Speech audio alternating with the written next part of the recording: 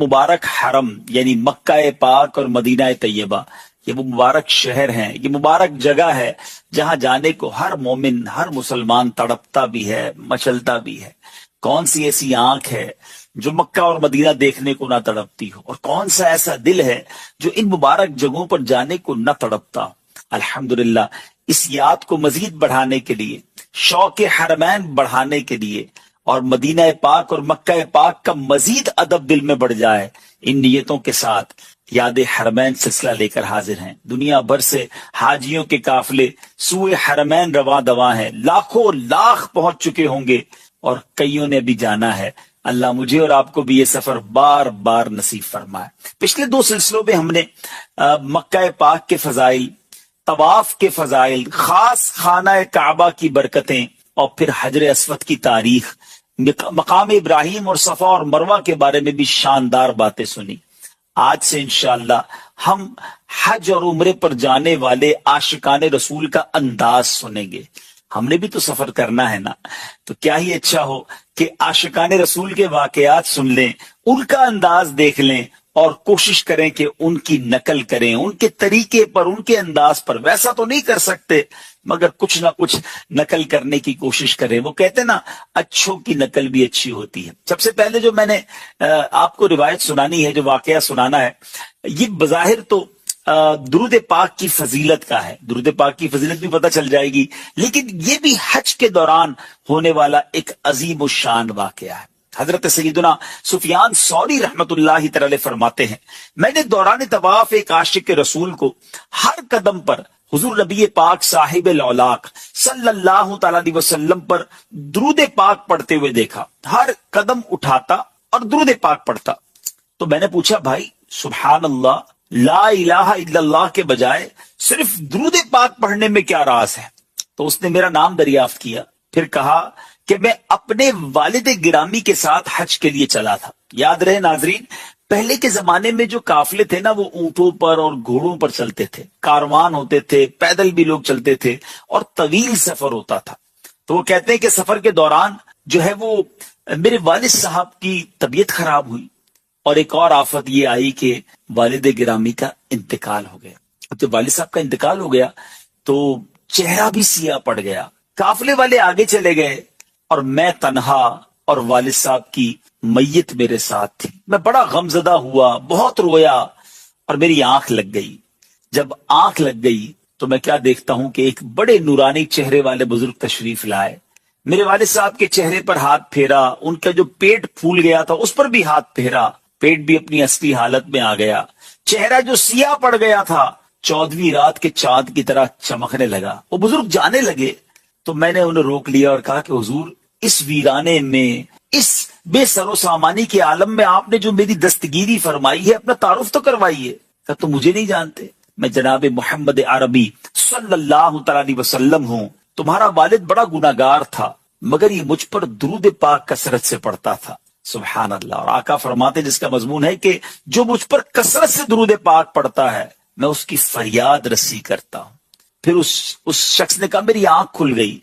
जब मेरी आंख खुली तो मैंने अपने वालिद मोहतरम को देखा कि उनके चेहरे पर नूर है और जिस्म भी सही सलामत हो चुका है। अल्लाह अकबर। वो कहता है, बस ये वाकया देख कर आया हूं, तो अब हर कदम पर दुरूद ही पढ़ना है।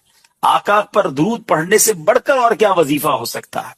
ऐ मेरे मीठे इस्लामी भाइयों, आपको भी और मुझे भी चाहिए, अगर मुश्किलों से बचना है, परेशानियों से बचना है, कदम कदम पर दुरूद पाक पढ़ते रहें। चलते फिरते उठते बैठते दुरूद पाक पढ़ते रहें। यकीन करेंगे दुरूद पढ़ना मुश्किलों से, परेशानियों से, दुखों से, कर्जों से, बेरोजगारियों से, बहुत सारी परेशानियों से इंशाअल्लाह बचाएगा।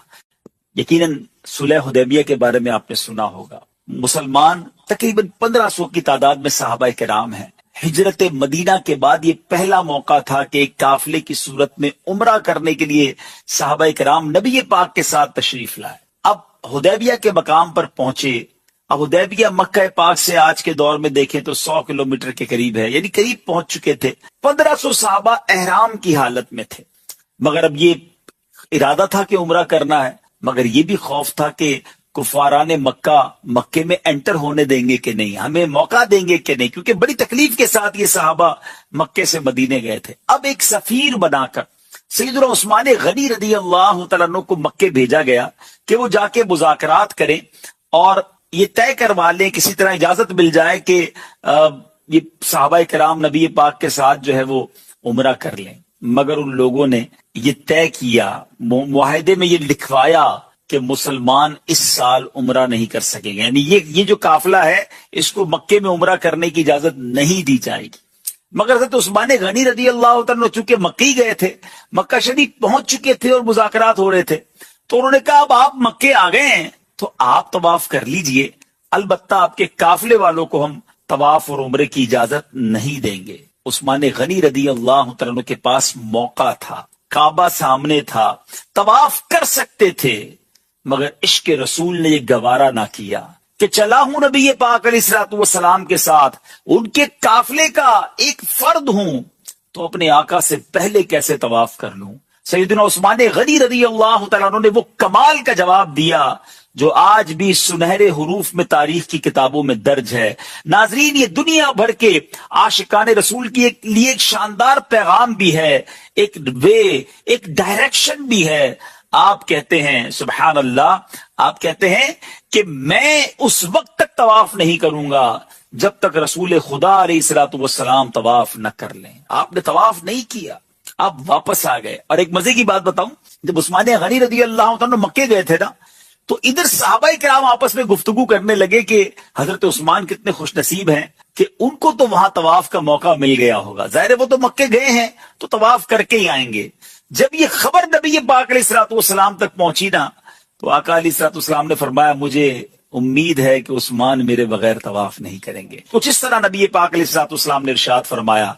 तो मेरे बीच इस्लामी भाइयों, ये बात बहुत कुछ बता गई है कि नबी पाक के बगैर तवाफ भी ना किया, आका राजी होंगे तो रब राजी हो जाएगा। है साबित हुआ कि जुमला फराइज फरू है, असलुल उसूल बंदगी उस ताजवर की है। तो यहां बहुत सारे लोगों के शायद मिसकंसेप्शन दूर हो जाएं, गलत फहमियां दूर हो सकती हैं। कुछ लोग कहते हैं यार ये इश्क वाली बातें कहां से ले आते हो, ये कहां लिखी हुई है, ये शरीयत में कहां लिखा है। मुझे बताइए ये कहां लिखा था कि उस्मान गनी रदी अल्लाह तआला अन्हु काबा सामने है, उन्होंने तवाफ नहीं किया और कहा कि नबी पाक के बगैर तवाफ नहीं करूंगा।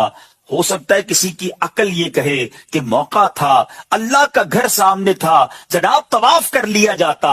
मगर इश्क के फैसले निराले होते हैं, हर चीज अकल से नहीं तोली जाती, हर चीज किताबों में नहीं होती। नाजरीन, इश्क की बातें बड़ी निराली हुआ करती हैं, इश्क खुद राह दिखाता है। अल्लाह अकबर। शायर कहते हैं ना, अकल को तनकीद से फुर्सत कहां, इश्क पर आमाल की बुनियाद रख। अल्लाह करीम मुझे और आपको सैयदना उस्मान गनी रदी अल्लाह तआला के इश्क का जर्रा नसीब फरमाए। यकीनन आज के दौर में कोई इतना बड़ा मुफ्ती और आलिम नहीं है जितने बड़े आलिम और मुफ्ती हजरत उस्मान गनी रदी अल्लाह तआला थे, मगर उनके दिल ने यही फतवा दिया कि जनाब अगर मेरे आका तवाफ नहीं कर सकते, अगर सहाबाए किराम और नबी पाक को रोका गया है तो मैंने अकेले भी तवाफ नहीं करना है। सुभान अल्लाह, सुभान अल्लाह। तभी तो मौलाना हसन रजा खान साहब लिखते हैं ना, अल्लाह से क्या प्यार है उस्मान गनी का, महबूब खुदा यार है उस्मान गनी का। एक मरतबा फरमाया कि मैं बहुत शर्मिंदा हूं, आह अल्लाह से किस तरह मुलाकात करूंगा।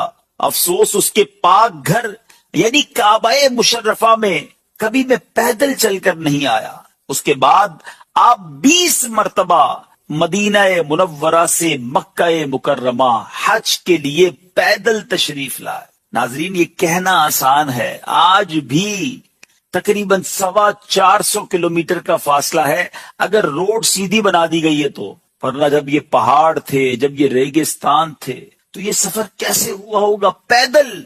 और एक बार नहीं, नबी पाक की आल हैं, प्यारे आका के नवासे हैं, जन्नती नौजवानों के सरदार हैं, मगर काबे का जो मकाम है, अल्लाह के घर की जो ताजीम है, जो खौफे खुदा का आलम है, 20 बार मदीना मुनव्वरा से पैदल हाजिर हुए मक्का मुकर्रमा हज करने के लिए। मनकूल है कि एक मरतबा आपने खाना काबा का तवाफ किया, مقام ابراہیم پر جب 2 رکعت نماز واجب الطواف ادا کی، پھر اپنا رخسار مقام ابراہیم پر رکھ دیا اور زاروں کتار روتے ہوئے اس طرح اپنے مناجات کی کہ اے میرے رب قدیر، تیرا حقیر بندہ تیرے دروازے پر حاضر ہے، تیرا بھکاری تیرے دروازے پر حاضر ہے، تیرا مسکین بندہ تیرے دروازے پر حاضر ہے۔ انہی الفاظ کو بار بار دہراتے رہے اور روتے رہے۔ اس کے بعد مسجد الحرام سے باہر تشریف لائے تو آپ کا گزر چند مسکینوں کے پاس سے گزرا جو راستے میں بیٹھے ہوئے تھے اور صدقے کی روٹیوں کے ٹکڑے کھا رہے تھے۔ ان مسکینوں کو آپ نے سلام کیا۔ سلام کے بعد ان مسکینوں نے آپ کو دعوت دی کہ حضور ہمارے ساتھ بیٹھیے، نواسے رسول ہیں، جنتی نوجوانوں کے سردار ہیں، یہ وہ ہیں جن کو پیارے آقا نے کاندھے پر بٹھایا۔ یہ مسکینوں کے ساتھ دسترخوان پر بیٹھ گئے، روڈ کے فٹ پاتھ پر گویا وہ بیٹھے کھانا کھا رہے ہیں۔ آپ نے ان کی حوصلہ افزائی کی، عاجزی کا منظر دیکھے کہ ان کے ساتھ بیٹھ گئے۔ فرمایا اگر یہ روٹیوں کے ٹکڑے صدقے کے نہ ہوتے تو میں آپ کے ساتھ ضرور کھانا کھاتا۔ آل رسول تھے نا، آل رسول کو صدقہ کھانا جائز نہیں تھا۔ اس کے بعد آپ ان مسکینوں کو اپنی قیام گاہ پر لے آئے، ایسے نہیں چھوڑ کر چلے گئے، اور سب کو عمدہ کھانا کھلایا اور رخصت ہوتے وقت سب کو درہم بھی عنایت فرمایا۔ کیا بات ہے، نبی پاک کی تربیت کا کیا شاہکار تھے یہ لوگ۔ ذرا غور کیجئے، یہاں 2 باتیں بڑی خوبصورت سیکھنے کو مل رہی ہیں اس واقعے سے۔ ایک تو کعبے کی عظمت، اللہ کے گھر میں حاضری کا انداز، وہاں خوف خدا کا عالم کیا ہونا چاہیے، وہاں اللہ کی بارگاہ میں فریاد کیسے کرنی چاہیے۔ ارے یہ لوگ تو بخشے بخشائے ہیں، جنتی نہیں فقط، ان کے صدقے ہم نے جنت میں جانا ہے، مگر اللہ کی بارگاہ میں آنسو بہا رہے ہیں، دعائیں کر رہے ہیں، پیدل حج کو جا رہے ہیں۔ اور آج ہم میں سے جو لوگ حج کو جاتے ہیں، عمرے کو جاتے ہیں، ہنستے ہوئے، کہہ مارتے ہوئے، غفلت کا عالم ہے، سیلفی ہو رہی ہے، موبائل چل رہے ہیں، معاذ اللہ ادھر بھی گناہ ہو رہے ہیں، کعبے کو دیکھ کر بھی آنسو نہیں ہیں، وہاں بھی غفلت ہے، ایک آدھ بار تو دعا کر لی، اس کے بعد تو شاپنگ اور گھومنا پھرنا۔ نہیں میرے حاجیوں، یہ سفر اس لیے نہیں ہے کہ ہم فضول باتوں میں گزاریں، ہم غفلت میں گزاریں۔ مکہ پاک میں ایک ہیبت ہونی چاہیے دل پر کہ میں اللہ کی بارگاہ میں حاضر آیا ہوں، اللہ کے گھر پر آیا ہوں۔ اور جب بادشاہ کی بارگاہ میں ایک غلام جاتا ہے تو وہ ڈرا ہوا رہتا ہے کہ کہیں بادشاہ ناراض نہ ہو جائے۔ یہ تو احکم الحاکمین ہے، تو یہ رب العالمین کا گھر ہے۔ ادھر تو دل پر ایک کیفیت ہونی چاہیے، آنسو ہونے چاہیے، التجائیں ہونی چاہیے۔ خدارا ان واقعات کو سن کر اپنے اندر اس رقت کو پیدا کیجیے، اور پھر سبحان اللہ، اتنا بڑا مرتبہ ہے۔ اور مسکینوں کے ساتھ بیٹھ جانا، ان کے ساتھ کھانا کھانا، ان کو گھر لے آنا۔ آج ہمارا کیا حال ہوتا ہے؟ کیا ہم غریبوں کے ساتھ ایسا برتاؤ رکھتے ہیں؟ کیا ہم غریب لوگوں کے ساتھ بیٹھنا پسند کرتے ہیں؟ سیکھنا ہے مجھے اور آپ کو اہل بیت اطہار سے۔ جبھی تو جناب سیدی اعلیٰ حضرت لکھتے ہیں نا، وہ حسن مجتبی سید الاسخیاء راکب دوش عزت پہ لاکھوں سلام۔ کہتے ایک پرہیزگار شخص کا بیان ہے، میں مسلسل 3 سال سے حج کی دعا کر رہا تھا لیکن میری حسرت پوری نہ ہوئی۔ 4تھے سال حج کا موسم بہار تھا اور دل آرزو حرم میں بے قرار تھا۔ ایک رات جب میں سویا تو میری سوئی ہوئی قسمت انگڑائی لے کر جاگ اٹھی۔ الحمدللہ خواب میں نبی پاک علیہ الصلوۃ والسلام کی زیارت سے میں مشرف ہوا۔ میرے آقا نے ارشاد فرمایا تم اس سال حج کو چلے آنا۔ میری آنکھ کھلی تو خوشی سے دل جھوم رہا تھا کہ پیارے آقا علیہ الصلوۃ والسلام نے فرمایا ہے کہ تم اس سال حج کے لیے چلے جانا۔ بار بار یہ آواز میرے کانوں میں رس گھول رہی تھی۔ اچانک یاد آیا کہ میرے پاس تو زیادہ سفر ہی نہیں ہے، میرے پاس تو مال نہیں ہے، سفر کے لیے کاغذات اور تمام چیزیں نہیں ہیں، میں کیسے جاؤں گا؟ دوسری رات پھر نبی پاک علیہ الصلوۃ والسلام خواب میں تشریف لائے لیکن میں اپنی غربت کا ذکر نہ کر سکا۔ پیارے آقا علیہ الصلوۃ والسلام نے پھر فرمایا اس سال حج کو چلے آنا۔ تیسری رات اب نبی پاک خواب میں آئے، پھر فرمایا تم اسی سال حج کو چلے جانا۔ میں سنتا رہا مگر ہمت نہ ہوئی۔ اب 4تھی بار میں نے سوچا کہ اب پیارے آقا تشریف لائیں گے نا خواب میں تو میں عرض کر دوں گا حضور میں کیسے آؤں، میرے پاس تو کچھ بھی نہیں ہے، آہا پلے زر نہیں، رختے سفر سرور نہیں، تم بلا لو، تم بلانے پر ہو قادر یا نبی۔ اب 4تھی رات نبی پاک علیہ الصلوۃ والسلام خواب میں تشریف لائے، فرمایا تم اس سال حج کو چلے جانا۔ میں نے دست بستہ عرض کی حضور میرے پاس تو اخراجات نہیں ہیں۔ ارشاد فرمایا اپنے مکان میں فلاں فلاں جگہ کو کھودو، وہاں تمہارے دادا کی زرہ موجود ہے، دادا کا وہ ایک لباس، جنگی لباس تھا، وہ موجود ہے۔ اتنا فرما کر میرے آقا علیہ الصلوۃ والسلام تو تشریف لے گئے، میری آنکھ کھلی، میں نے جو جگہ نبی پاک نے خواب میں بتائی تھی اس جگہ کو کھودا تو میرے دادا جان کی قیمتی زرہ وہاں سے نکلی، بالکل صاف ستھری تھی، گویا کسی نے استعمال ہی نہ کی ہو۔ میں نے اسے 4000 دینار میں بیچا، اللہ کا شکر ادا کیا۔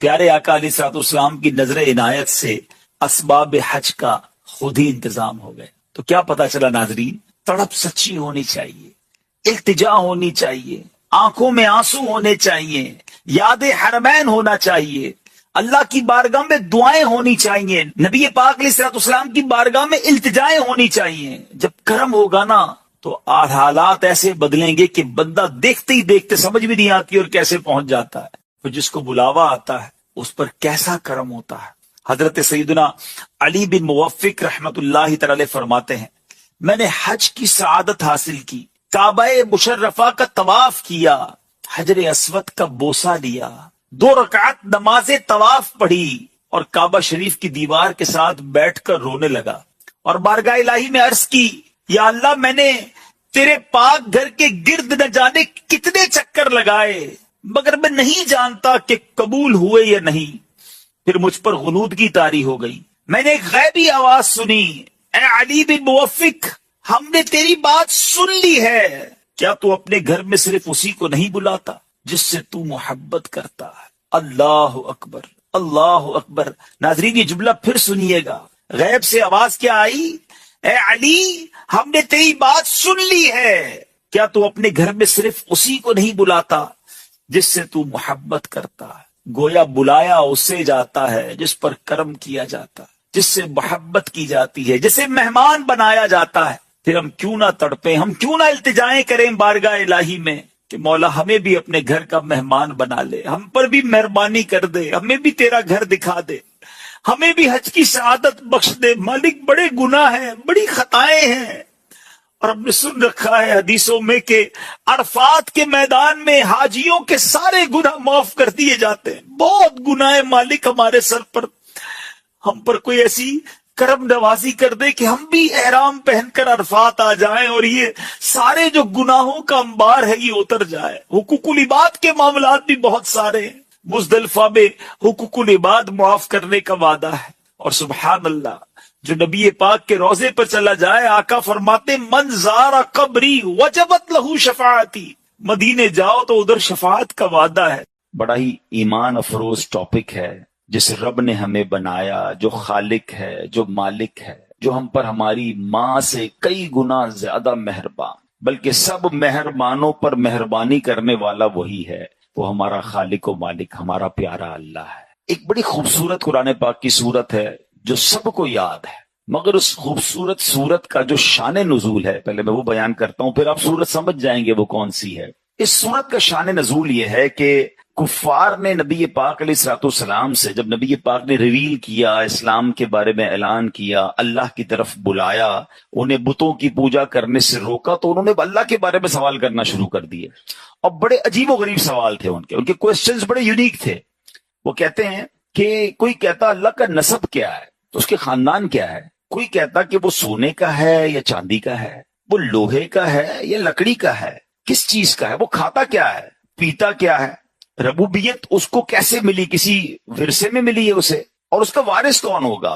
عجیب عجیب ان کے سوالات تھے۔ اللہ کریم نے ان سب کا جواب دینے کے لیے قرآن پاک کی یہ سورت نازل فرمائی۔ اب یہ سورت کون سی بتاتا ہوں، مگر پہلے اس سے ایک اور اس سورت کی فضیلت بیان کر دیتا ہوں کہ حضرت عائشہ صدیقہ رضی اللہ تعالیٰ عنہ فرماتی ہیں کہ نبی پاک علیہ الصلوۃ والسلام نے ایک لشکر روانہ کیا جہاد کے لیے، اور ایک شخص تھے اس میں، وہ اپنے ساتھیوں کو اس میں نماز پڑھاتے تھے، تو روزانہ نماز میں، ہر نماز میں سورہ فاتحہ کے بعد یہی والی سورت پڑھتے تھے۔ جب لشکر واپس آیا تو نبی پاک علیہ الصلوۃ والسلام سے کسی نے بات ذکر کر دی، حضور یہ جو ہمارے امام صاحب تھے یہ تو ہر نماز کی ہر رکعت میں سورہ فاتحہ کے بعد یہی سورت پڑھتے تھے۔ تو پیارے آقا علیہ الصلوۃ والسلام نے انہیں بلایا، فرمایا اس سے پوچھو کیوں ایسا کرتے تھے۔ تو جب لوگوں نے ان سے پوچھا، فرمایا یہ سورت تو رحمان کی صفت ہے، اس وجہ سے مجھے بڑی پسند ہے، میں پڑھنا پسند کرتا ہوں۔ تو نبی پاک نے فرمایا کہ اسے بتا دو کہ اللہ تعالیٰ بھی اس سے محبت فرماتا ہے۔ یہ ایسی صورت ہے کہ جو اس سے محبت کرتا ہے، جو اس کو زیادہ پڑھتا ہے، اسے رب بھی محبت فرماتا ہے۔ ہائے ہائے، نبی پاک علیہ الصلوۃ والسلام سے ایک شخص نے عرض کی حضور مجھے اس صورت سے بڑی محبت ہے، تو اللہ کے حبیب فرماتے ہیں اس کی محبت تجھے جنت میں داخل کر دے گی۔ ہائے ہائے، اب جاننا چاہیں گے کون سی صورت ہے؟ سمجھ تو گئے ہوں گے آپ، وہ سورہ اخلاص ہے۔ اللہ کریم کی صفات کا بیان، اللہ کریم کا جو یوں سمجھے کہ رب کیا ہے، کون ہے، انٹروڈکشن جو ہے جس پیارے انداز میں اللہ کریم نے فرمایا۔ اب اس میں ایک عشق والی بات بھی سن لو، علماء نے بڑی پیاری بات کی کہ اس میں اللہ یہ بھی تو فرما سکتا تھا هو اللہ احد اللہ الصمد، اللہ ایک ہے، اللہ بے نیاز ہے، یہ قل هو اللہ احد کیوں کہا گیا؟ یہ بڑی عشق والی بات ہے۔ اللہ نے اپنا ذکر بھی اپنے حبیب کی زبان سے کروایا ہے، بلکہ بڑی پیاری بات ہے نا کہ وہ ایک شعر آپ سنتے ہوں گے کہ دساں کی میں مصطفیٰ دی کیڈی سونی شان ہے، آپ دی تعریف وچ سارا ہی قرآن ہے۔ تو لوگ کہتے ہیں سارا ہی قرآن نبی پاک کی تعریف میں ہے یا نبی پاک کا ذکر ہے۔ سورہ اخلاص میں اللہ کے نبی کا تعارف بتاؤ کہاں ہے، اللہ کے نبی کا ذکر کہاں ہے؟ یہ تو اللہ کا ذکر ہے۔ تو جن کی آنکھیں کچھ اور دیکھتی ہیں وہ کچھ اور دیکھتی ہیں۔ عشق والوں کو تو صاف صاف نظر آ رہا ہے کہ رب اپنی ربوبیت کا اعلان بھی کر رہا ہے تو محبوب کی زبانی کر رہا ہے، اے محبوب کہہ دو اللہ ایک ہے، انہیں سمجھا دو اللہ بے نیاز ہے، کل کہہ کے اپنی بات بھی لب سے تیرے سنی، اللہ کو ہے کتنی تیری گفتگو پسند۔ اللہ کے حبیب کو رب نے ارشاد فرمایا محبوب ان سے کہیے، سوال کر رہے نا آپ سے، آپ ہی نے جواب دیجئے۔ اور اب وہ جواب کیا ہے؟ کیا کمال کی صورت ہے، توحید الہی کا شاندار بیان ہے، اللہ کریم کی ذات کی زبردست یوں سمجھے کہ تعارف ہے۔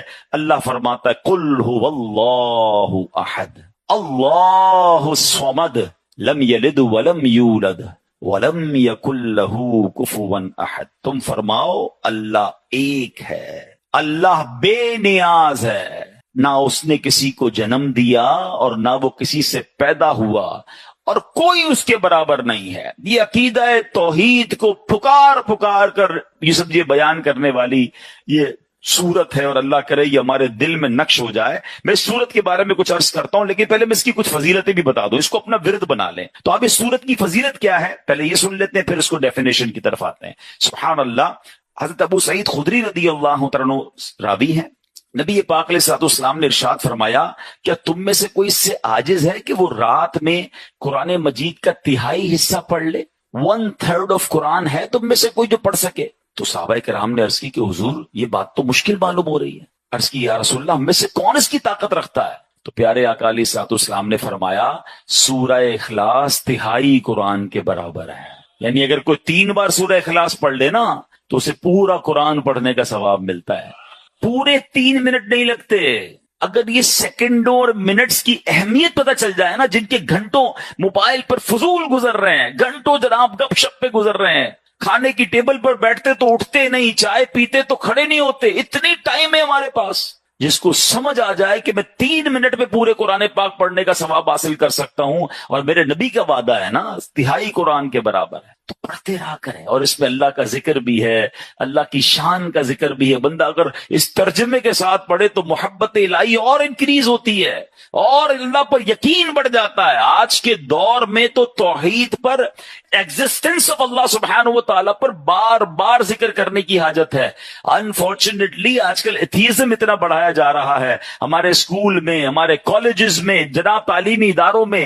پہلے تو ہم بیرون ملک کے بارے میں سنتے تھے، اب تو معاذ اللہ پاکستان میں بھی یہ سننے کو مل رہا ہے کہ بڑی سازش کے تحت ایسے کوسچن نوجوانوں کے ذہنوں میں کریٹ کیے جاتے ہیں کہ وہ کنفیوز سے نظر آتے ہیں، چونکہ علم سے دور ہیں، علماء سے دور ہیں، قرآن سے دور ہیں، تو پھر خود ہی جناب ان کے ذہنوں میں سوال آتے ہیں۔ آج انشاءاللہ اللہ تبارک و تعالیٰ کی شان، اللہ خالق و مالک ہے، اس کے دلائل بھی سنیں گے اور ہمارے ایمانوں کو اور مضبوط کریں گے۔ اب آئیے ذرا اس سورت کے بارے میں پہلے سمجھتے ہیں۔ یاد رہے کہ قل هو اللہ احد، کہو اللہ ایک ہے۔ عرب میں کفار کی بہت ساری قسمیں تھیں، دہریہ، مشرک، اللہ تعالیٰ کی صفات کے منکر، اللہ تعالیٰ کے لیے اولاد ماننے والے، معاذ اللہ، الگ الگ قسم کے وہ کفار تھے۔ تو اس صورت میں سب کی تردید کر دی۔ وہ اللہ فرمانے میں دہریوں کی تردید کر دی، وہ کہتے ہیں اللہ کوئی اللہ ہے ہی نہیں، دنیا میں کوئی خالق ہی نہیں ہے، ان کی تردید کر دی کہ اللہ ہے، اور ایک ہے. احد فرمایا, مشرکین کا رد کر دیا جو بتوں کی پوجا کرتے تھے, کہتے اللہ بھی ہے بت بھی ہے, معاذ اللہ, ان سب کا رد کر دیا.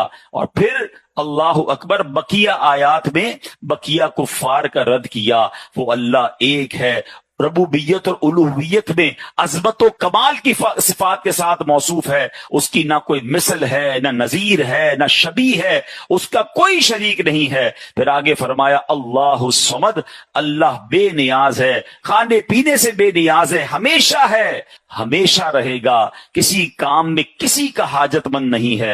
اور آگے فرمایا لم یلد ولم یولد, نہ اس نے کسی کو جنم دیا نہ وہ کسی سے پیدا ہوا. تو اب یہ ان لوگوں کا رد ہے جو معاذ اللہ کبھی حضرت عیسیٰ کو اللہ کی اولاد مانتے تھے یا فرشتوں کو اللہ کی بیٹیاں مانتے تھے. ان سب کا رد کیا. اللہ کی کوئی اولاد نہیں, اللہ کسی سے پیدا نہیں ہوا. پھر آگے فرمایا وَلَمْ يَكُنْ لَهُ كُفُوًا أَحَدٌ, اور کوئی اس کے برابر نہیں, نہ ذات میں نہ صفات میں, کیونکہ وہ واجب ہے, خالق ہے, باقی سب ممکن مخلوق اور حادث ہیں. اس کی صفات ذاتی ہیں, قدیم ہیں, غیر محدود ہیں, جبکہ مخلوق کی جو صفت ہوتی ہے وہ محدود ہوتی ہے, محدود بھی ہے, حادث بھی ہے, ختم ہو جانے والی ہے. تو یہ ڈفرینشیٹ بھی کر دیا گیا کہ اللہ کا کوئی ثانی نہیں, کوئی نظیر نہیں, اس کا کوئی ہمتا نہیں ہے, وہ سب کا خالق و مالک ہے. تو سورہ اخلاص پکار پکار کر توحید کے نغمے, توحید کی درس جو ہے ہمیں اس سے ملتا ہے. اے میرے پیارے اسلامی بھائیوں, آج اب سمجھنا یہ ہے کہ اسلام کا جو سب سے بنیادی عقیدہ ہے نا, یعنی ون آف دا ٹاپ بنیادی عقائد میں سے اہم اور پہلا نظریہ کیا ہے, وہ عقیدہ توحید ہے. توحید تمام عقائد کی اصل اور جڑ ہے. جس طرح درخت کا وجود شاخ سے نہیں ہوتا, شاخیں تو اگتی رہتی ہیں, درخت کا وجود جڑ سے ہوتا ہے. میرے اور آپ کے ایمان کی جو جڑ ہے نا, وہ توحید الہی ہے. یاد رکھیے گا, یاد رکھیے, عقیدہ توحید پر ایمان لائے بغیر کوئی مسلمان نہیں ہو سکتا. جو لوگ ایک سے زیادہ خدا ہونے کے قائل ہیں, اللہ پاک نے ان کے کفر کا صاف اعلان فرمایا. اللہ قرآن مجید میں ارشاد فرماتا ہے لَقَدْ كَفَرَ الَّذِينَ قَالُوا إِنَّ اللَّهَ ثَالِثُ ثَلَاثَةٍ وَمَا مِنْ إِلَٰهٍ إِلَّا إِلَٰهٌ وَاحِدٌ, بے شک کافر ہیں وہ جو کہتے ہیں اللہ تین خداؤں میں کا تیسرا ہے, اور خدا تو نہیں مگر ایک خدا. وَإِن لَّمْ يَنْتَهُوا عَمَّا يَقُولُونَ لَيَمَسَّنَّ الَّذِينَ كَفَرُوا مِنْهُمْ عَذَابٌ أَلِيمٌ, اور فرمایا اگر اپنی بات سے باز نہ آئے تو جو ان میں کافر مریں گے تو ضرور ان کو دردناک عذاب پہنچے گا. یعنی کفار کے لیے, اللہ کو ایک نہ ماننے والوں کے لیے دردناک عذاب رب نے خود اعلان فرمایا. اب میرے پیارے اسلامی بھائیوں, توحید, اب یہ سوال ذہن میں پیدا ہو سکتا ہے, ینگسٹر بھی موجود ہیں کہ ٹھیک ہے یہ بات تو سمجھ آ گئی, ہم بچپن سے بھی پڑھ رہے ہیں کہ 5 پلر آف اسلام ہے, اس میں پہلا عقیدہ توحید ہے.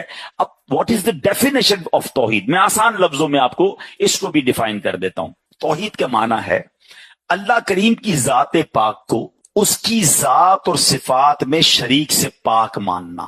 یعنی اللہ کی ذات میں کوئی شریک نہیں ہے اور اللہ کی صفات میں اس کا کوئی شریک نہیں ہے. یعنی جیسا اللہ ہے ویسا ہم کسی کو اللہ نہ مانیں. اگر کوئی اللہ پاک کے ہوتے ہوئے کسی دوسرے کو اللہ تصور کرتا ہے تو وہ ذات میں شرک کرتا ہے. یہ بھی توحید سے باہر ہو گیا, مشرک ہو گیا. اچھا, علم, سما یعنی سننا, علم, بصارت, اللہ پاک کی صفات ہیں. ان صفات میں کسی دوسرے کو شریک ٹھہرانے والا مشرک ہے. یعنی ذات میں شریک ٹھہرانے والا بھی مشرک, اور اللہ کو جیسا رب ہے عبادت کے لائق, ایسا عبادت کے لائق کسی کو اور کو بھی ماننے والا یہ بھی مشرک ہو جائے گا. یہ توحید الہی کا منکر اور کافر ہو جائے گا. سب سے پہلا عقیدہ یہ ہے کہ اللہ ایک ہی ہے. پہلے تو اب یہ ڈیفیٹ کرنا ہوگا کہ اللہ ہے اور اللہ ایک ہی ہے, وہی عبادت کے لائق ہے, نہ اس کی ذات میں کوئی شریک ہے نہ اس کی صفات میں کوئی شریک ہے. دس از ایکچوئل ڈیفینیشن آف توحید جو ہمیں سمجھنی ہے. اب اس کو تھوڑا سا مزید آگے لے کر چلتے. علامہ ابراہیم بن محمد باجوری رحمۃ اللہ تعالی فرماتے ہیں اللہ پاک اپنی ذات اور صفات میں تنہا واحد ہے, یعنی اس کا کوئی نظیر نہیں ہے. ذات کے واحد ہونے کا یہ مطلب ہے کہ وہ اجزاء سے مل کر بنے ہونے میں پاک ہے. ٹھیک ہے نا, اس کی باڈی معاذ جس طرح ہم اپنی باڈی ہوتی ہے, ہم کہتے ہیں مختلف اجزاء سے مل کر بنی ہے, اللہ اس طرح اجزاء سے مل کر بننے سے پاک ہے. صفات میں تنہا ہونے سے مراد یہ ہے کہ جن سے صفت جیسے علم یا قدرت میں کثرت سے پاک ہے, جیسے دو یا اس سے زیادہ قدرتیں, دو یا اس سے زیادہ علم, اس طرح افعال میں یکتا ہونے کا معنی یہ ہے کہ اللہ پاک کے افعال میں نہ تو کوئی دوسرا شریک ہے اور نہ ہی اس کا کوئی مددگار. اب یہاں بڑا اہم کوسچن, جب بھی توحید پر بات ہوتی ہے نا تو کچھ کنفیوژنز پھیلا دی جاتی ہیں. اب سوال پیدا ہو سکتا ہے کہ علم اللہ پاک کی صفت ہے, اگر کسی دوسرے کے لیے علم ثابت کریں تو کیا یہ شرک ہے؟ سمیع سننے والا یہ اللہ پاک کی صفت ہے, اگر کسی دوسرے کو بھی سننے والا کہیں تو کیا یہ شرک ہے؟ اب یہ بڑا حیات, ہمارا زندہ ہونا, اللہ تو حی قیوم ہمیشہ رہنے والا ہے, ہم بندوں کو بھی کہتے ہیں یہ بھی زندہ ہے, تو کیا یہ بھی شرک ہو جائے گا؟ یہ جب آپ آج عقیدہ توحید کی یہ باریک لائن سمجھ جائیں گے نا تو آئندہ شرک اور توحید میں فرق کرنے کا آپ کا مسئلہ ہمیشہ کے لیے سالو ہو جائے گا. اب ذرا غور سے سمجھیے, اس کا جواب سنیے گا.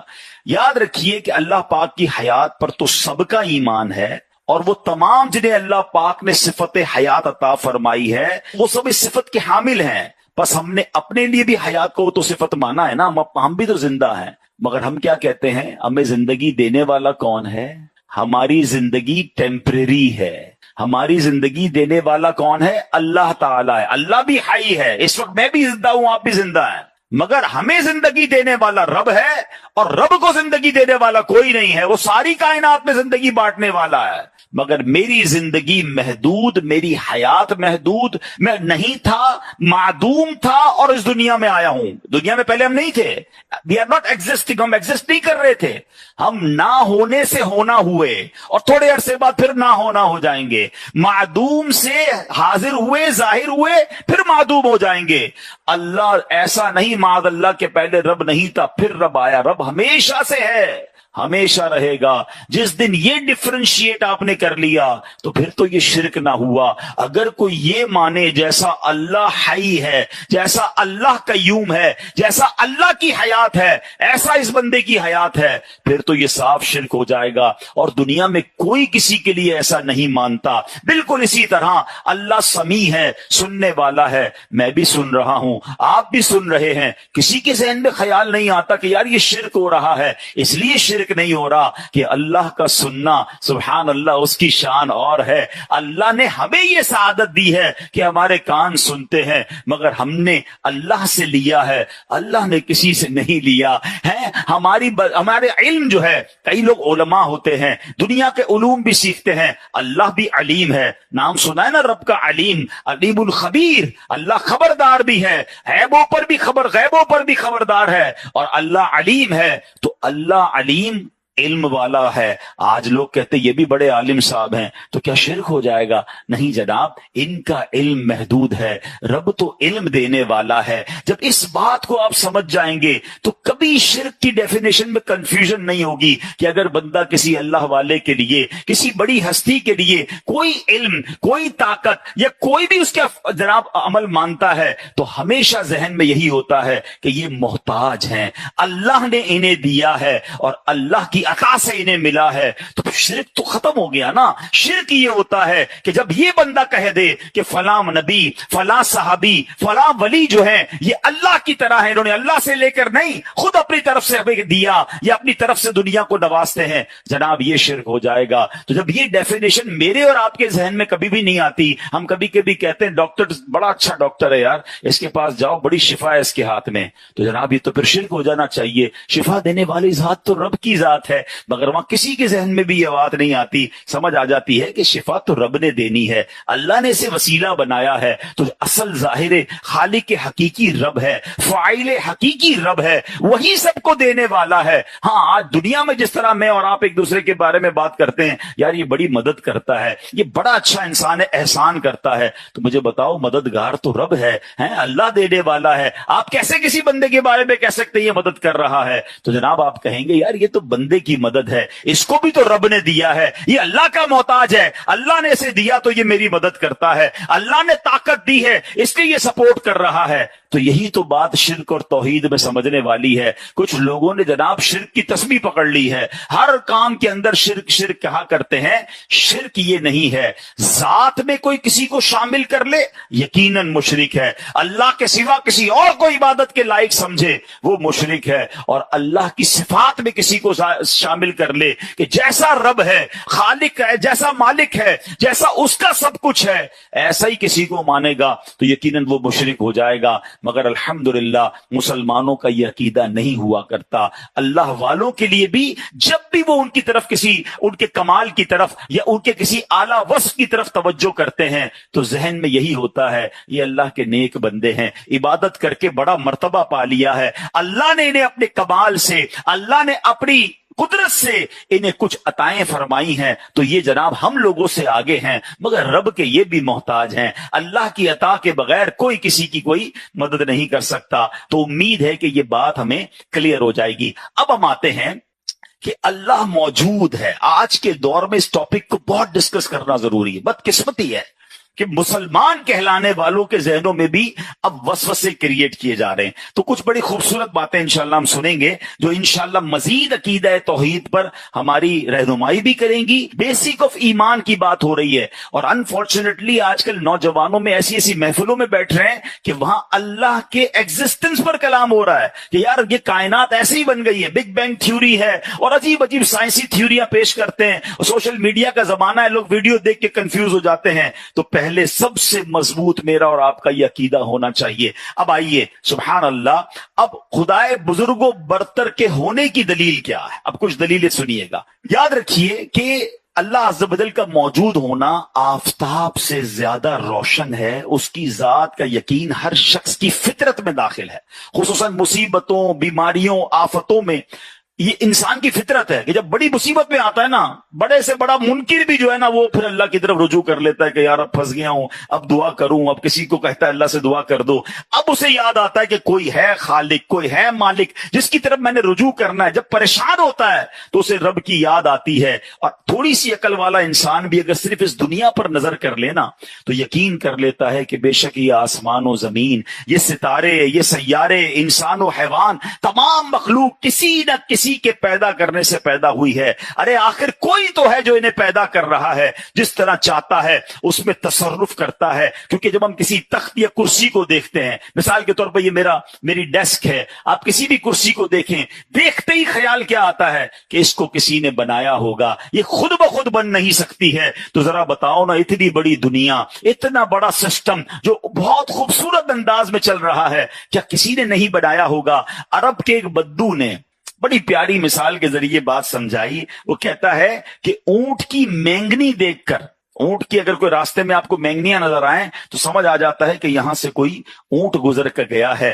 قدموں کے نشان کو دیکھ کر سمجھ آ جاتا ہے کہ کوئی قدم سے چل کر یہاں سے گیا ہے. تو اللہ اکبر, وہ کہتے ہیں پھر ان برجوں والے آسمان, کشادہ راستے والی زمین کو دیکھ کر کیا اس کے بنانے والے کا خیال نہیں آتا کہ کوئی تو ہے جو نظام ہستی چلا رہا ہے, میرا خدا ہے. ارے اتنی بڑی کائنات, آج اس مسجد کا انتظام جب تک ہماری کمیٹی نہ بنے, جب تک اس کو کوئی لائٹ آن نہ کرے, جب تک جناب اے سی ٹائم پہ آن نہ ہو, جب تک صفائی نہ ہو, ایک روم والی مسجد, ایک چھوٹا سا ہال ہم سے مینج نہیں ہوتا.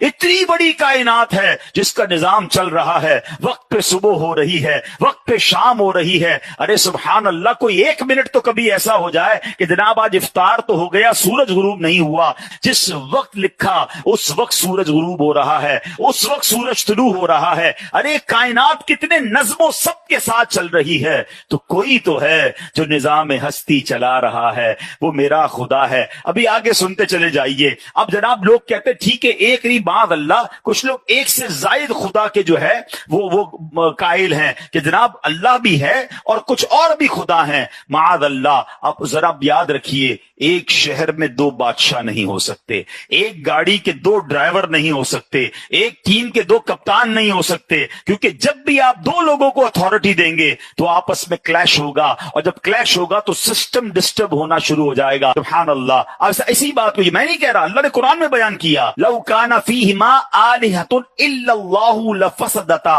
فرمایا اگر آسمان و زمین میں اللہ کے سوا اور خدا ہوتے تو ضرور تباہ ہوتے، یعنی پھر لڑائی جھگڑا اور تباہی اور بربادی اس کائنات کی ہو جاتی۔ یہ ایک سسٹم کے تحت پوری کائنات کا چلنا پکار پکار کر بتا رہا ہے کہ ایک ہی خالق ہے، ایک ہی مالک ہے، اور وہی رب العالمین ہے۔ اب آگے چلیے، قرآن مجید کی ایک بہت خوبصورت آیت ہے، شہید اللہ انہ لا الہ الا ہو والملائکۃ واولو العلم قائما بالقسط۔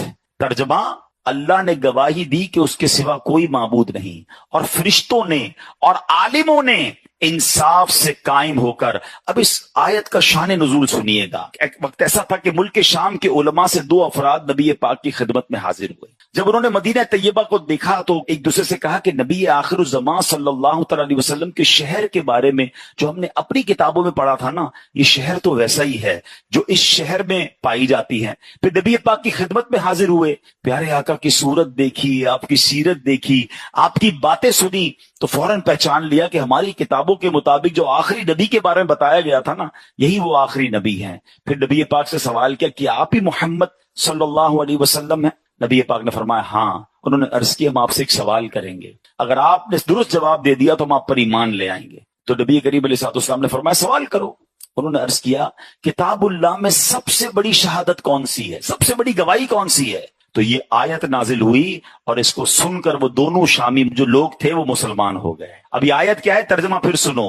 اللہ نے گواہی دی کہ اس کے سوا کوئی معبود نہیں، اور فرشتوں نے اور عالموں نے انصاف سے قائم ہو کر، سبحان اللہ، اس میں فرمایا گیا کہ اہل علم بڑی عزت والے ہیں۔ رب کریم نے اپنی توحید کے گواہی میں انہیں شامل فرمایا ہے۔ اللہ اکبر۔ تو ہمیں علماء کرام سے مربوط رہنا ہے۔ یعنی اللہ نے کیا فرمایا کہ اللہ ایک ہے، اس کے معبود ہونے کی گواہی کس نے دی؟ فرمایا فرشتوں نے اور عالموں نے گواہی دی۔ اپنی گواہی میں رب نے عالموں کو، اہل علم کو شامل فرمایا۔ تو اہل علم کی یہ شان ہے، جو علم سے دور ہوتے ہیں پھر اللہ کی ایگزسٹنس پر بھی ان کے ذہنوں میں وسوسے آ جایا کرتے ہیں۔ ایک اور جگہ اللہ نے قرآن میں ارشاد فرمایا وَإِلَٰهُكُمْ إِلَٰهٌ وَاحِدٌ لَا إِلَٰهَ إِلَّا هُوَ الرَّحْمَٰنُ الرَّحِيمُ، اور تمہارا معبود ایک معبود ہے، اس کے سوا کوئی معبود نہیں مگر وہی بڑی رحمت والا ہے۔ اب آئیے،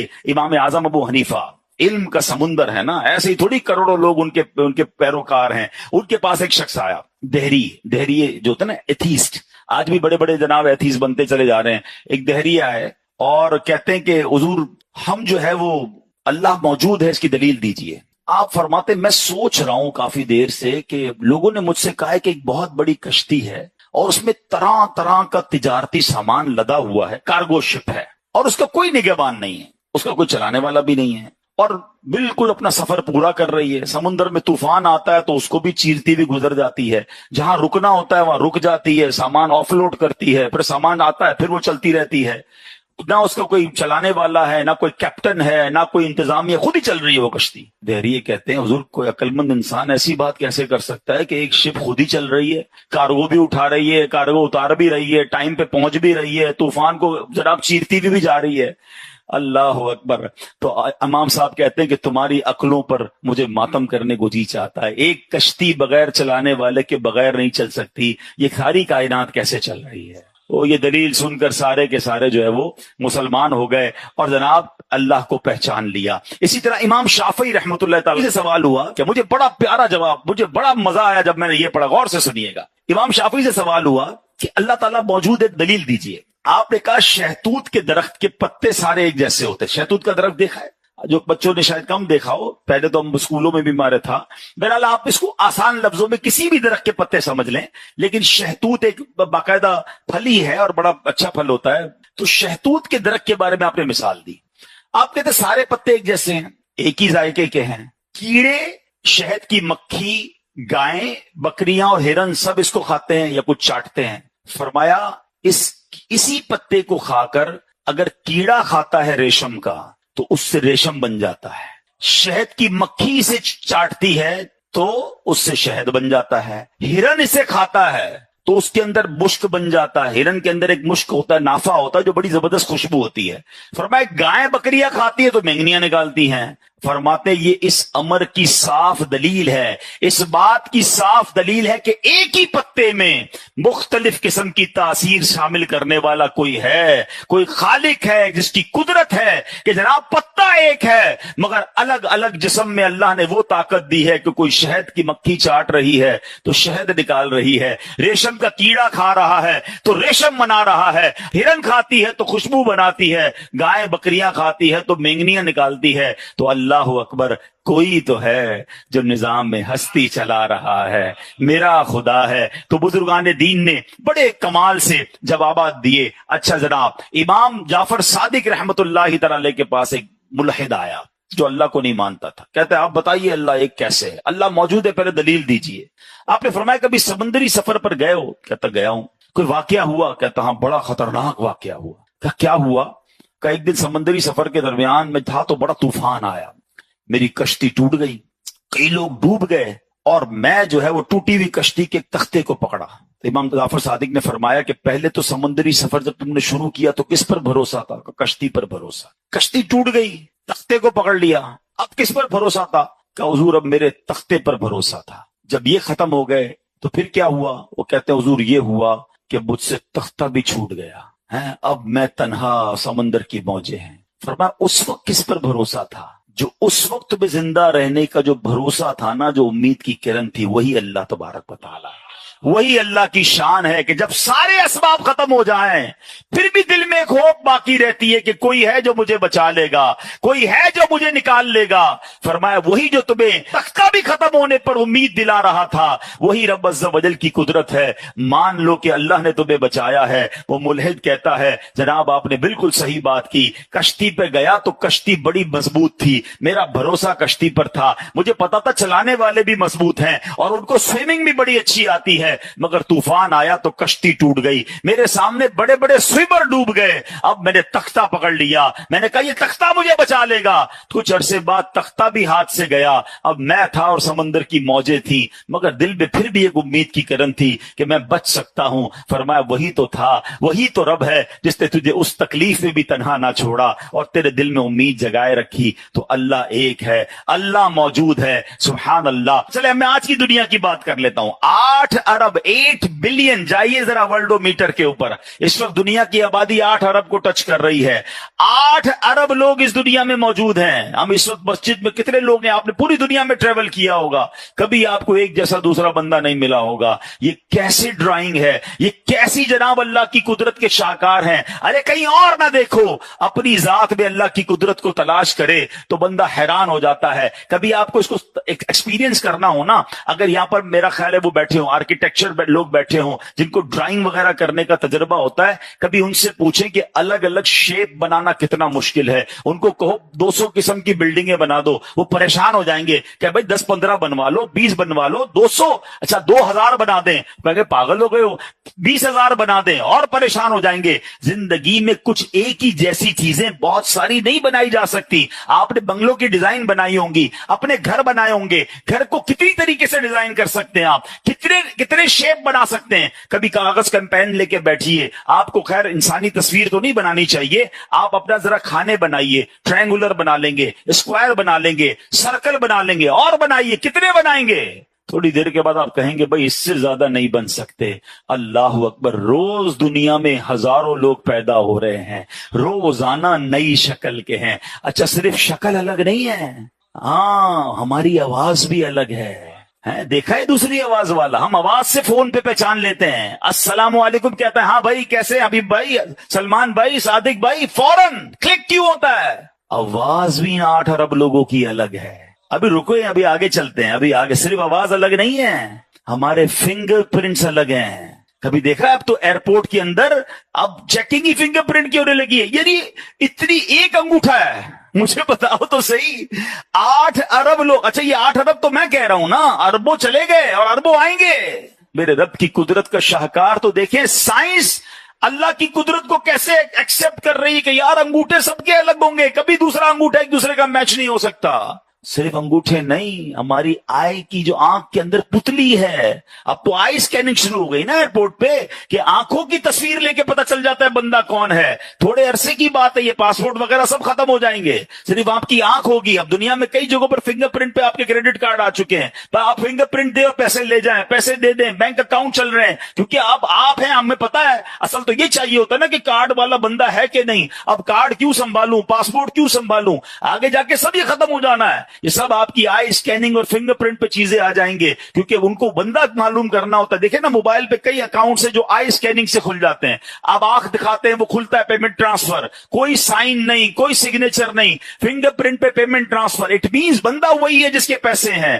اللہ اکبر، یہ میرے رب نے ایک جسم کے اندر سسٹم لگایا ہے۔ میں ایک بار ایک تھیوری پڑھ رہا تھا کہ ہاؤ ٹو ڈفرینشیٹ کاربن ڈائی آکسائڈ اور آکسیجن کو آپس میں الگ الگ کیسے کر سکتے ہیں۔ یعنی یہ جو ہوا ہے اس میں سے کاربن ڈائی آکسائڈ کو الگ کریں اور آکسیجن کو الگ کریں۔ کووڈ کے زمانے میں آپ نے دیکھا ہوگا بڑی مشینیں آئی تھی کہ جناب اپنے ساتھ رکھیں، سانس کا پرابلم ہوگا تو یہ اسی ہوا میں سے آپ کو آکسیجن نکال کے دے دے گا۔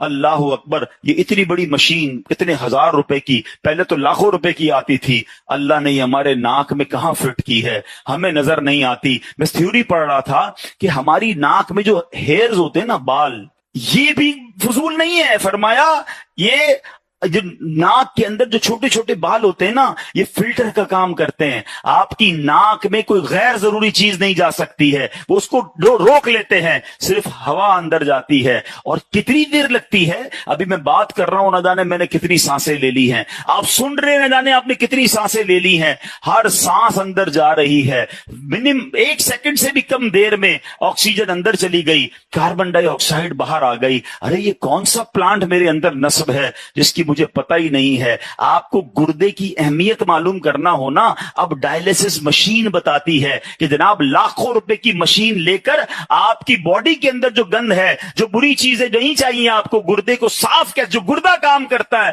وہ ڈائلیسس کی مشین کام کرتی ہے۔ کئی لاکھ روپے کی وہ مشین ہے، اور جناب ہفتے میں 3 دن بیچاروں کئی لوگوں کو 4 دن ڈائلیسس کروانا پڑتا ہے۔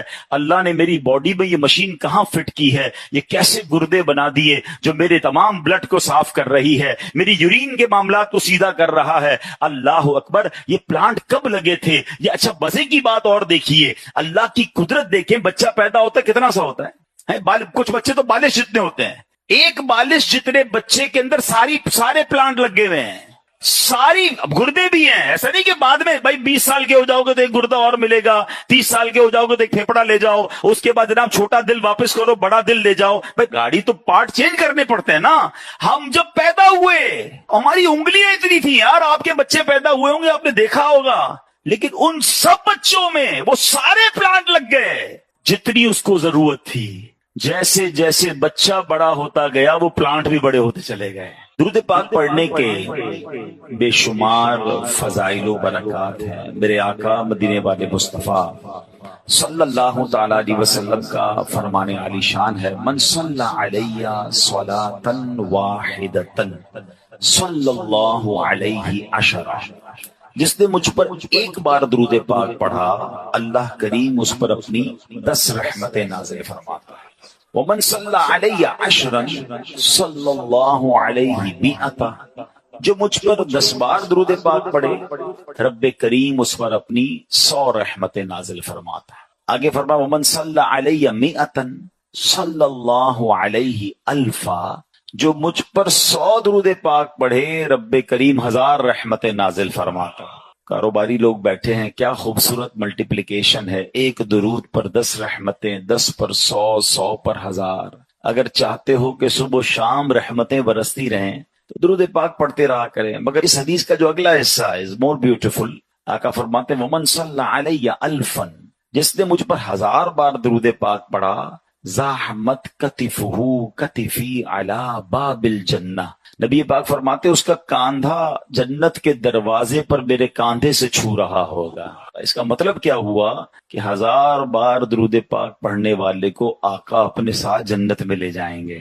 تو اب یہ فارمولا مل گیا ہے، اب جس کو سمجھ آ جائے وہ پڑھتا رہے۔ تو یہ بڑے کرم کے ہیں فیصلے، یہ بڑے نصیب کی بات ہے۔ کچھ لوگوں کے گھنٹوں سوشل میڈیا پہ گزرتے ہیں، کچھ لوگوں کے گھنٹوں چائے کے ہوٹل پہ گزرتے ہیں، کچھ لوگوں کے گھنٹوں جو ہے وہ ٹی وی پہ اسکرولنگ کرتے کرتے گزرتے ہیں، فضول باتوں میں گزرتے ہیں، اور کچھ خوش نصیب وہ ہیں جن کے کئی گھنٹے یا کئی منٹ تلاوت قرآن میں، ذکر الہی میں۔ یا ایمان انکریز کیسے ہوگا، ایمان مضبوط کیسے ہوگا، اس کے لیے پھر ہمیں اللہ کے حبیب علیہ الصلوۃ والسلام کی طرف رجوع کرنا پڑے گا۔ اس میں کئی حدیث ہیں، میں ایک حدیث آج بیان کر دیتا ہوں، پھر کبھی انشاءاللہ اس موضوع کو لے کے چلیں گے کہ ایمان مضبوط کیسے ہو سکتا ہے۔ نبی پاک فرماتے تم میں سے کوئی اس وقت تک کامل مومن نہیں ہو سکتا جب تک جو اپنے لیے پسند کرے وہ اپنے دوسرے بھائی کے لیے پسند نہ کرے۔ کامل مومن کون ہے؟ جو کہ اپنے لیے پسند کرے وہ اپنے بھائی کے لیے بھی پسند کرے۔ کیا ہم یہ کر رہے ہیں؟